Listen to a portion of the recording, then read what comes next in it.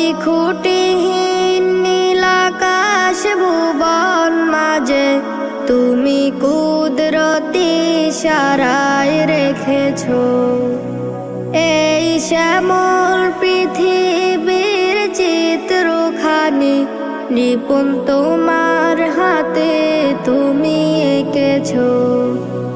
ওই খুঁটিহীন নীলাকাশ ভুবন মাঝে তুমি কুদরতি ইশারায় রেখেছো এই শ্যামল পৃথিবীর চিত্রখানি নিপুণ তোমার হাতে তুমি এঁকেছো।